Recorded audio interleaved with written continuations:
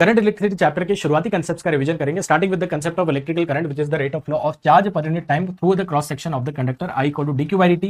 Average time में delta q by delta t इसकी definition होती है, स्केलर क्वांटिटी होती है, यूनिट्स इसकी एम्पियर होती है। उसी तरह से शुरुआती कंसेप्ट्स में हम करंट डेंसिटी जे के कंसेप्ट को पढ़ते हैं, जो कि एक वेक्टर क्वांटिटी होती है और जे डॉट ए से आपको करंट मिलता है। कुछ वेरिएबल सिचुएशंस में जे वेरिएबल गिवन है तो आप integration of J D S से भी करंट की वैल्यू को निकालते हैं। एंड ड्रिफ्ट स्पीड का concept which is the average speed with which electrons का एक ड्रिफ्टेड मोशन होता है। ऑपोजिट टू इलेक्ट्रिक फील्ड के ऑपोजिट में वीडी की value E tau by M होती है, where E is the electric field, tau is the relaxation time, M and E are the mass and charge of electrons. Mobility का भी एक concept साथ में ही पढ़ते हैं, इसके फॉर्मूले को भी ध्यान में रखना है। Relation between current density J and drift speed VD I equal to NU VD से J equal to NU VD आपको पता ही होगा। And the most important part of this lecture, fundamental form of Ohm's law, J equal to sigma E is the electric field, J is the current density, sigma is conductivity, उसका inverse rho resistivity होता है। और जब इसे लेकर हम v equal to I R को derive करते हैं तो r equal to rho L by formula भी वहीं से आता है। रेजिस्टेंस के यूनिट्स आपको पता ही होगा, रेजिस्टेंस के यूनिट से रेजिस्टिविटी और कंडक्टिविटी के यूनिट्स को भी हम निकाल पाते हैं।